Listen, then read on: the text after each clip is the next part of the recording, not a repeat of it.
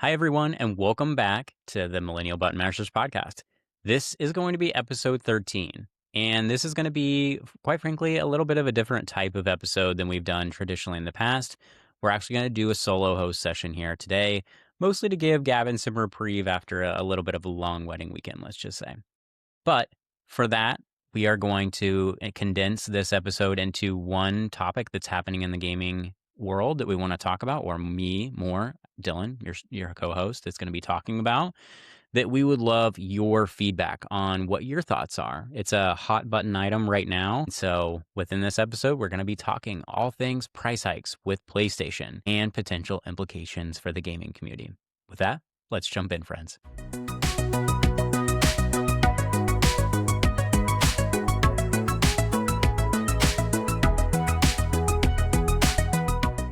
All right, so here's the scoop. Sony recently announced that both the base level PlayStation 5 and the PlayStation 5 Pro are going to be going up in price. The base PS5 will be going up from $500 currently to $650. And the PlayStation 5 Pro version will be going up from $750 to $900. The same price as a low-end PC or a PC gaming handheld. I know that's about roughly the price that I had to pay for a ROG Ally X, and potentially that could be an alternative solution to people getting into the gaming ecosystem. Maybe they go away from a console game and they go more towards a PC gaming handheld. That is potentially the same price point as a PlayStation 5 Pro. Now, what I want to talk through today is the potential implications and impact of what this actually means for the gaming industry, as these prices have kicked in for consumers as of April 2nd. And I just want to call out as well that Sony previously increased prices for PS5s back in August of 2025 by $50. So this isn't that far, that time period. It's very recent history that they've already increased the price, and I can only foresee that they're going to increase the price again as things are continuing to get more expensive. So really quickly, here's my thoughts on the why behind the price increase. I think the global economy right now is struggling to find its footing. Quite frankly, there is a lot going on. And I think the main thing that's the driver here is generative AI and building out data centers to hopefully accommodate for the extra GPU needs of the Gen AI solutions like Copilot, like Gemini, like Anthropic's Claude. It's all the rage. It's all over the place within tech. And that is expensive from a hardware perspective. We know NVIDIA is actually killing it when it comes to hardware sales, especially within the RAM department.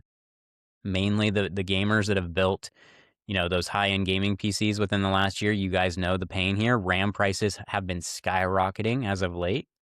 And that's the main cause, I think, for a lot of these price increases is because the cost of making these consoles is going up and the margins that they previously had on consoles are going down. So they had to increase this to potentially make money in the future on these PlayStation 5s.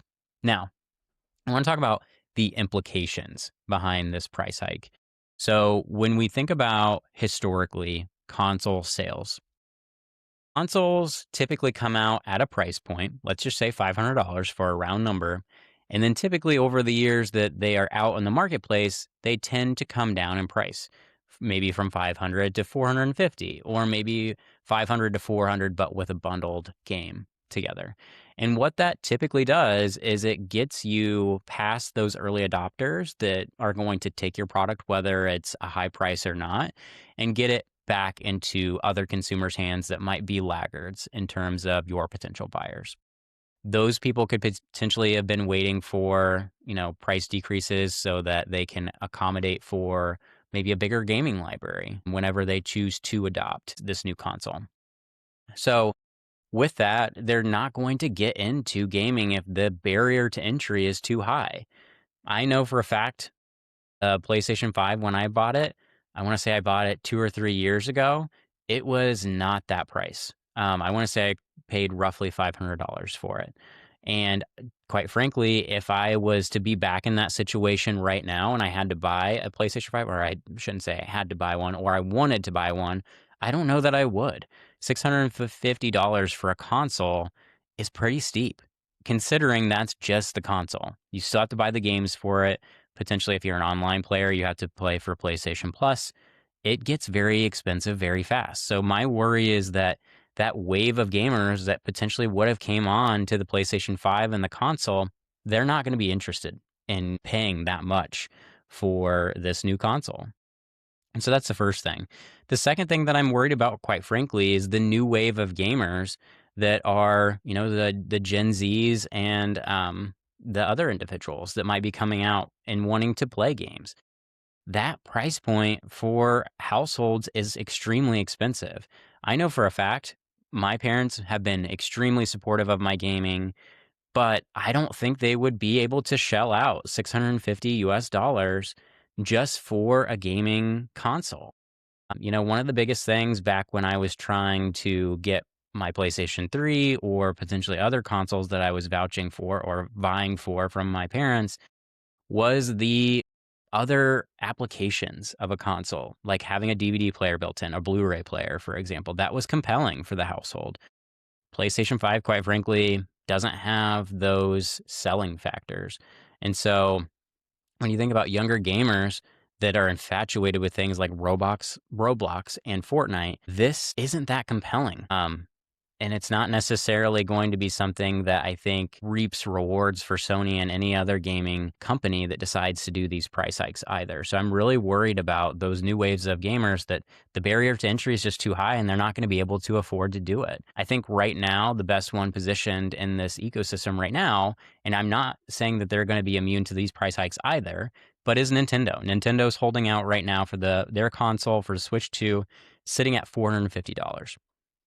And they haven't said anything about doing any price hikes. They've apparently had hikes for the accessories in the past, and they did increase the Switch 1's price, but they have not increased the Switch 2 price.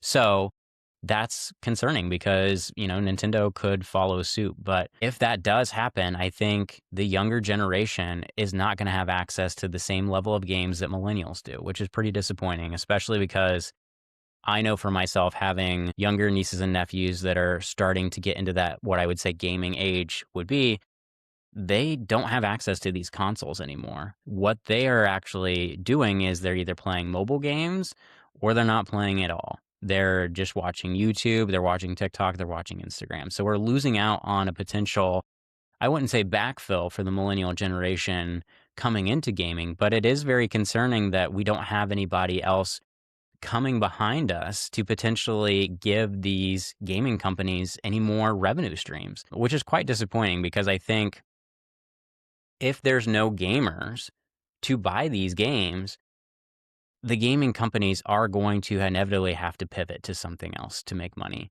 And I think the biggest thing here to keep in mind too is mobile gaming right now is doing pretty well. Most people have iPhones. Most people have Android. They have a smartphone in their pocket. And so, just this past weekend, I was spending time with friends and family, and most of them were playing mobile games on their phone. And I just foresee that that's going to go up as these console prices continue to skyrocket. So I think the companies that are going to do well are going to have to pivot, at least the developers are going to have to pivot to doing more mobile games. And maybe they push out things to console and PC first, but they're eventually going to have a mobile port. I know Balacho, for example, is a good example where it got pushed to Steam first, and then I think it got pushed to console, and then eventually it went to mobile, which I actually play it on quite frequently. So that's all to say, like, I think mobile gaming is actually gonna to really take off because of these potential price hikes, or not, I shouldn't say potential price hikes that are happening, at least for Sony. And I can envision this happening for other gaming companies as well. And so the other prediction that I have for the gaming is that Twitch is actually probably going to skyrocket in terms of getting views. Right now, streaming is huge for gaming. A lot of people stream League of Legends. A lot of people stream, the latest and greatest game that just came out, potentially Resident Evil Requiem and others. And I think a lot of people are going to turn to that alternative because it's a cheaper and less barrier to entry, but you're still going to be a part of the gaming community. You're still going to be able to see the game, see how people are reacting to it, and still feel involved. But again, the barrier is a lot lower. And I think the other thing that gaming companies right now could do to position themselves well, given these price hikes, is really start to focus more on cloud gaming. I hate to say it, I'm not a big gaming streamer. Like the Xbox cloud gaming, it's awesome technology, but quite frankly, my internet speeds aren't that good to support that streaming technology. And so I don't think that's going to be a viable solution for me. But I do envision that as internet continues to progress and as things continue to get better, that might be a potential medium there too. So those are the two predictions that I have on the implications front for late adopters as well as the new generation of gamers, but also for Twitch, they might start succeeding even more than they are already. And potential for Xbox cloud gaming and other cloud gaming providers to really pop off with this new barrier to entry that is coming down on the console and PC gaming market. But I'm curious to hear what you guys think. Please feel free to reach out, drop a comment, share it with a friend, directly message us on Instagram or potentially YouTube. We're really curious to hear what you guys think about this. There's a lot of potential implications for the gaming industry because of these price hikes. And so we'd be keen to hear exactly what you think and what your thoughts are. So feel free, again, to drop a comment, share this with a buddy to see what their thoughts and feedback are. We would love to hear from you and to continue the conversation. Just please keep it civil in the comments. And we want to make sure that this is a welcoming and inviting gaming community that we're creating. And so we hope that you can oblige us by doing so. But that's today's episode. We wanted to keep this short, sweet, since it's a solo host session for today. Again, we'd be curious to hear your thoughts and feedback on today's episode and what you liked, what you think. But please, before you leave, like, subscribe, share with a friend. It helps Gavin and I grow this channel even more broadly as we continue to express our love through video games in this medium, in this capacity. So again, thank you so much for joining today's episode, and we'll catch you in next week's episode.